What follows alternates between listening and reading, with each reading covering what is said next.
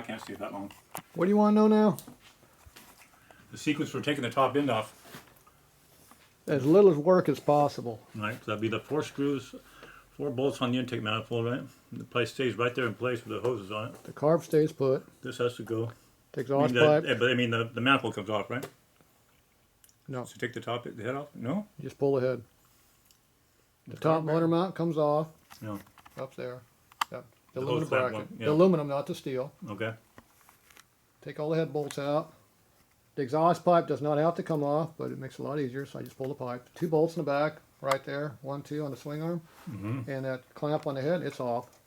Takes you 30 seconds to get the pipe off the bike. Boom, Right. it's gone. Yeah, probably more than that. Takes you a minute and a half. The motor mount comes off in about 5 minutes if you're slow. And the head bolts. The push rods, you don't have to take them off. You can right there and pull take the them. whole head off. You can just pull them. Oil lines got to come off. You got to pop the oil line up here, at least one spot, or you're just gonna pull it right off. I've done that Well, how do you too. get the damn head out of there with the intake on it? You can stays with the carb. The carb stays on the bike. All of this shit holds the carburetor. So you do take these off? All this shit here That's what holds I the thought. carburetor. Okay, yeah. So you do take them off. Take off these 4 bolts right here. 2 here, 2 That on just the other sits right side. there in place then. Boom, it's off. 4 more bolts, the cylinder's off. 2 Boom. oil lines on the other side. You pop a snap ring on the piston, it's off. Boom. Now you wipe off the damage and put it back together again. And There see you if go. you determine if you need to pull the pan So a off. little over a half hour, you can have that thing, new cylinder, new piston on it, retuned, ready to go. 45 minutes is a lot easier. If you got to pull the oil pan, That's a slow one, huh? yeah, it's going to take you an extra 20 minutes at least to get that pan off and cleaned and back on. Yeah. All you do is drop the pan. You don't pull the oil line off the front. Just leave it on there. There's 9 bolts up under there, or 7 bolts, Yeah, 7 yeah. bolts I think. You put the bike 9 on. bolts. You got to put the front of the bike up in the air to get room to work. So easy on the back of the truck. Yeah, I see that for sure. And you got to pull all these bolts off. All these right here. 9 of them. 2, 4, 6, 8, 9. Pull that off. Pan drops down. You can see the whole crank then, huh? Flush it out as best you can. Put it back up. Put gasket cinch on if you got time. If you don't got time, just put it on the bike. Yeah. Who cares if it leaks oil? I don't care. As long as the officials don't see it. And the head comes off the assembly. Rocker box stays. Cylinder comes off. Boom. If you got a bunch of spray all over the valves, you scrape the valves off with a screwdriver and put it back together. There's a bunch of what? Burnt aluminum on the valves? It metal sprays the chamber and the pipe, everything. Wipe them off and keep going, huh? Just scrape out the heavy shit, All you put it back basically gotta do is together. The pistons, all you want to check out. Well, basically. piston's done. It's got a hole in it. Yeah, for sure, yeah. I mean, every run you do that, though. Yeah, and if you're lucky, you'll be able to reuse the cylinder. If not, it's gone too. Usually it takes the cylinder out. So this cylinder right now has got that one pass on it where I melted the piston, so the cylinder was still usable. I just scraped the aluminum off the top 1/4 inch of cylinder where the piston doesn't go past, the rings don't go up. Yeah.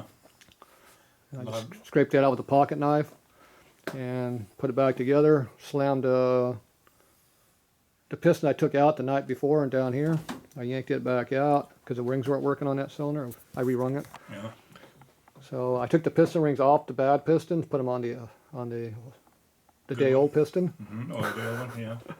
put it back together and ran it. What about you got for head gasket, copper head gasket? I don't run a head gasket. None. No gaskets. So it's that good?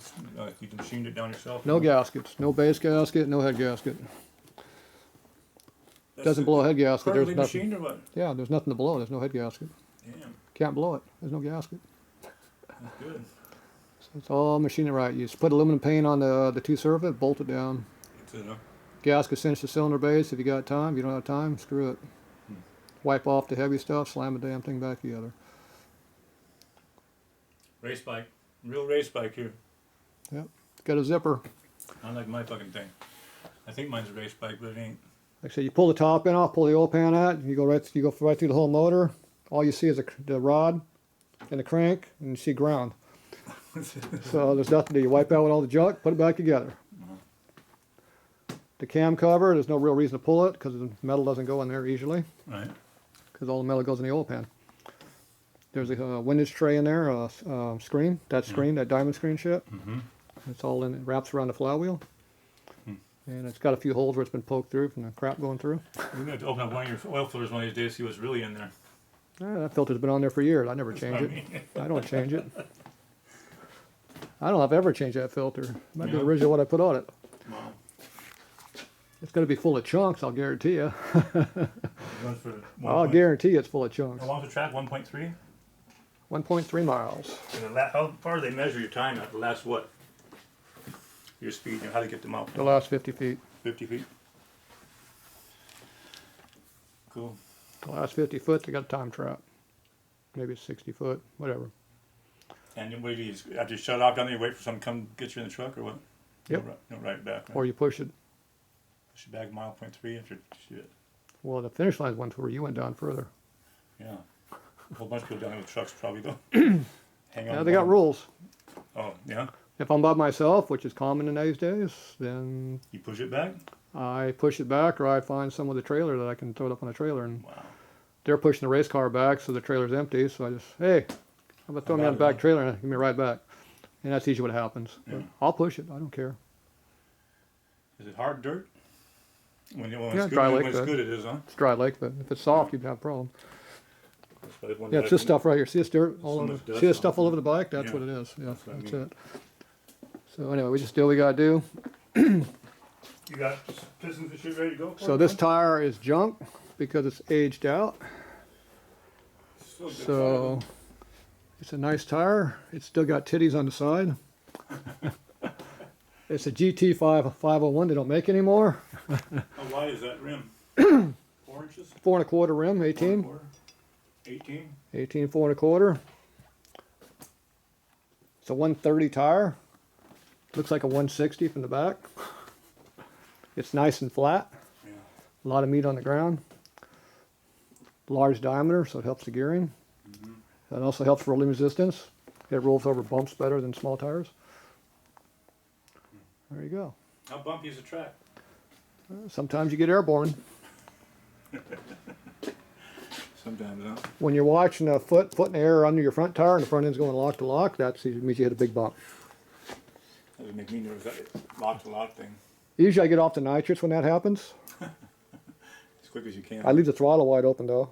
And as soon as the bike starts to calm down, you hit the nitrous again, get going. What is this, a Honda? Ain't no damn Honda. It's got 6 holes in it. Oh, Harley's only got 5. You taught me that lesson. That's right. Except for what? Except for Sportsters? Race bikes. You got a full racy, the brake system. That's an XR 750 road race front hub in the early 70s. Oh, okay. So probably had some of them, I can't remember the name of the brand. That's a genuine Harley hub. It's different though. It's on a Seriani front end, which is 32 millimeter. Oh, I thought it was a 34 Harley one. It's Seriani. Seriani's, huh? No, that's 32 millimeter. Oh. That's why I needed that fork brace. Yeah. Damper on there to put the brake on there then, huh? So then I had this caliper I found at swap meet.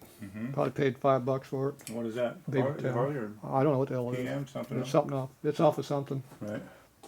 Your rotor appears to be a little I modified had to too. I had to make the bracket, which took me a while. I still got the template for that bracket, even though I made that back in the early 90s. Okay. It's in my toolbox over there. Yeah. This is a Circle Industry adapter to something. I can see it's to something. The bolts don't quite line up for the. We don't know what. This is a Honda 750 RR 750 road race, production road race, 12-inch rotor Yeah. from the probably early or mid 80s, probably mid 80s, maybe late 80s, probably late 80s. Is there a gap in it normally? I put this on the bike in 90, somewhere around 94, 95 maybe, I don't remember. So this is before that. It's obviously centered. It up might be there. from the early 90s. Yeah. It might not have been too old. But anyway, I don't know. It's somewhere back in there. Some road race guy would love to have that for restoring a race bike. Yeah. Too bad. So I had to cut this bracket down to fit this diameter, and then the holes I don't care about. I just bolt on. And This is centered still And down, it right? fit the Harley hub, Yeah. or I might have modified that too. I Right. don't remember. It looks like there's an adapter on the hub. I mean, the hub's weird looking. It's an adapter to an adapter, yeah. I mean, is that part of the adapter too? The hub's just like this. It's the same on both sides. Okay. The hub's this. Yeah, all right. It's that on both sides. Dual disc. The holes are really close. But yeah, it's Different looking. it is in there. We say XR, so it's nice, small and lightweight, huh? Yeah, XR 750 TT. Road race bike. TT. TT is road race. Yeah. So if you go back and look at your 72, 71, 72, 73, Is that they had? all that kind of, that crap, that's what that is. Yeah. What was that sticker? This one here, it's Yeah. all Harley drags. Oh. AHR, whatever the hell they had on there. Mm-hmm. Harley something, Drag Race Association. You, That's from 92 and 3. I went up there, 93, 4. I had to be up quarter to mile racing? Yeah, drag racing. Change Probably gear. 93 and 94. I ran that up there. They liked the bike. Well, the association didn't like the bike. The top fuel guys liked the bike. Right.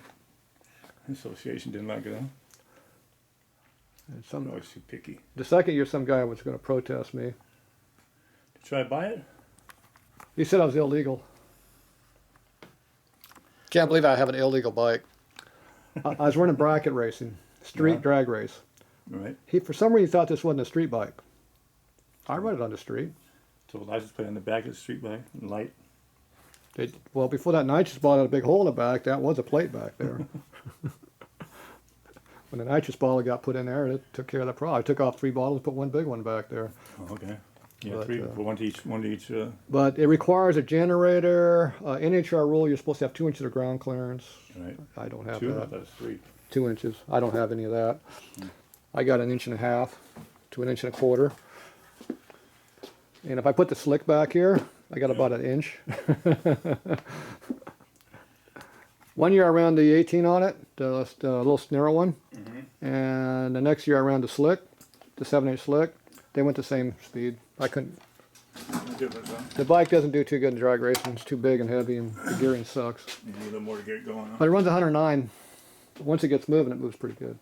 So I do 109 1/4. But the ET can be from 13 flat to 20 Because of the weight. because of the bog off the starting line. Yeah. You change the gearing? Doesn't matter. No. It's the bog off the starting line. Heavy bike, small motor. But the top fuel guys loved it because I'm heavy on the nitrous when I'm drag racing. Heavy on the nitrous. That's good. Nitrous and nitro. And the bike didn't look like this when I was drag racing. This is all way more. 500cc when you did it? It was pretty naked when I ran it. I didn't have all this shit on the bike. It was it's the same chassis but highly modified differently. The front of the bike got cut off, redid, and it was different. It was more stock back then. But it had different body work on it. It was just different stuff. Yeah. But you make changes over the years. Right. But basically, you gear it. You have the first stage of nitrous, dead lean. So when you get on it, it'll accelerate with a hot nitrous. Okay. And then as the nitrous comes on, the bike starts going into lean misfire, or it goes into a misfire condition. Rich condition? No. Lean? It goes into a lean condition because I jet it for the gas nitrous, not the liquid nitrous. Okay. So when it goes from gas to liquid, you get a lot more nitrous air in it, and the same fuel. So it goes dead lean on you. It starts banging out the carburetor and spitting and shooting flame out and doing all kinds of goofy stuff. And so you got to fix that while you're going down the road. So you get about 3/4 to 7/8 the way through low gear, Yeah. Oh, that's so low gear. and then the motor's deciding it doesn't want to keep doing this shit for some reason. So then you you do a full power. I power shift. I don't do any. Once that throttle's open, it stays wide open. I don't ever change it. From start to finish, it's wide open. That's how we run. Right. I pull the clutch in when I shift. So I shift into second gear and slip into second stage at the same time. Okay. And you bog in the motor at low RPM, which this bike, 2 stages of nitrous at low RPM is bad. So if you're under 7,000 RPM and you hit the second stage, it's a little hard on the motor. Wow. About the transmission too. Well, they break.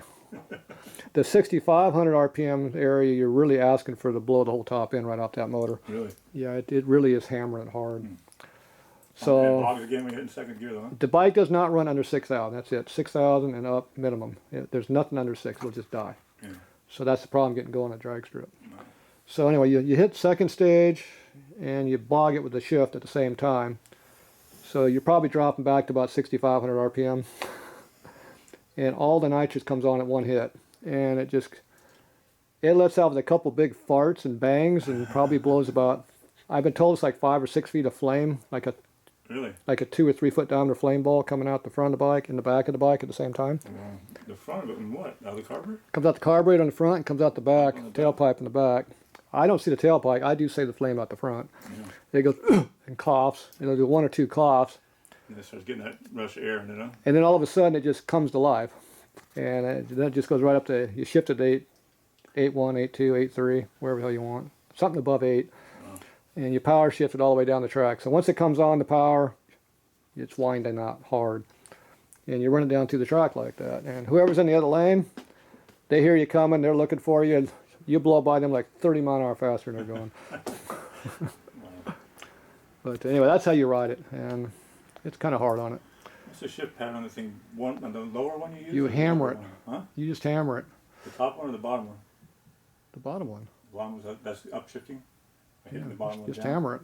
Yeah, okay. Slam that sucker. Yeah. Yeah, you power shift that sucker hard. So anyway, it runs good. But anyway, the guy, he was protesting me because he saw that I was running alcohol. Mm-hmm. And evidently you're not supposed to run alcohol in the street class.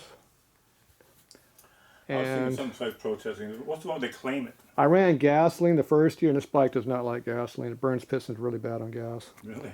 Alcohol calms it down, cools it off, doesn't burn the pistons nearly as A bad. lot of fuel in there. So I had on nitro. Then he saw there was no oil generator on the bike. He said, "Oh, you don't have a charging system on it, and you have to be self-starting." Well, I have a starter on it, so he couldn't get me for that. And Self-starting like a Kickstarter? It has to be Kickstarter? well, you got to still start. You can't have a plug-in starter. Oh, okay. Street class. Yeah. So it's all right. I got an electric start. It's on the bike. So anyway, the guy comes over and starts to harass me and say I'm cheating and all this shit. And I tell him, what the hell are you afraid of? The bike runs like crap.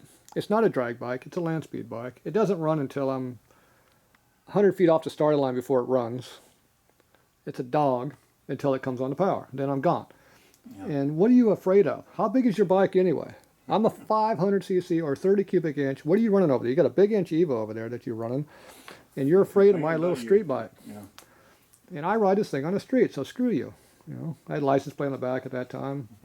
I have registration and insurance in my pocket. Well, neat. You know, so screw him. So anyway, he was going to go and protest me, and I told him, "Yeah, go fuck yourself. I don't give a shit what you do." Go right ahead. You won't waste your time on that. A little fucking pussy guy, just afraid of a little bit of sportster, you know. Yeah. So anyway, I just he finally decided he wasn't going to protest me. I think he went over to talk to him anyway. And they told him, "Screw you." He paid his money. Let him run. Some people. But anyway, all the top fuel guys, they would come over and see what I was running because they heard about it in the pits. This fucking guy that's nuts on this bike. You get going, they try to smell it too. This knucklehead on the pits. Well, when I had the stock tire in the back, the procedure for running it was you do a burnout, full nitrous, and it would burn across the starting line, but you couldn't go across the starting line because you're a street bike. So you had to stop before the starting line. So I'd slide right up to the line, or sometimes I went past, 5 feet past. They'd back up, quit doing that shit. Yeah.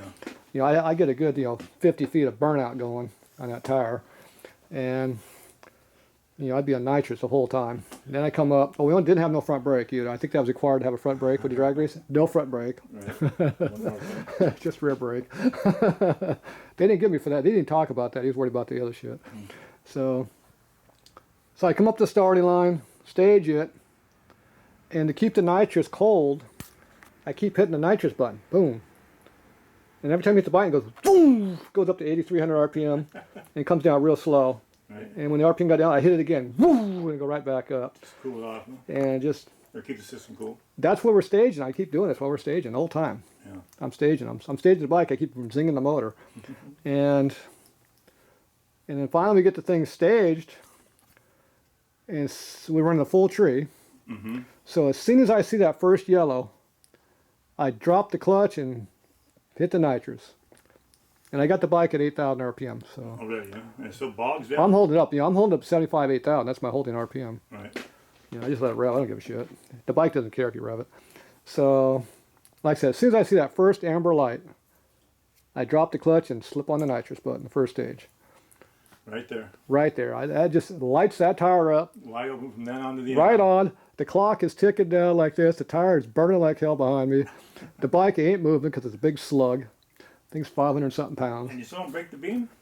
I would break the beam at a good light. Time, huh? At a good light. Wow. And that thing's arced up hard. You really must be spinning the tire big time for you not to move. Oh, it's spinning hard. I know it's spinning hard. And the bike would just take off, and Bog a little bit. it would start to bog a little bit as the tire hooked up, Yeah. and you have to feather the clutch a little bit. Still got all the nitrous on it, and but if you had a good run when it didn't bog Harley, just loaded it but didn't bog it, I ran a 1296. Oh. But most of the time it'd be in the 14s, 15s, but because it always would bog. Yeah. And when it bogs, you got to catch it, and you're throttling it, jamming it On back and and off the forth, nitrous ball. trying to get the RPM back up because it came off the power. And I gotta get out of here, Ken. so anyway, you do that, and that would just piss them guys off so much. But yeah, the fuel guys like that because I was a little heavy on the nitrous. Dad one told me, "You're a little heavy on that nitrous." Oh yeah, big time. Always. What's a small bike? I got to get after it. I gotta go. All right, that's it for now.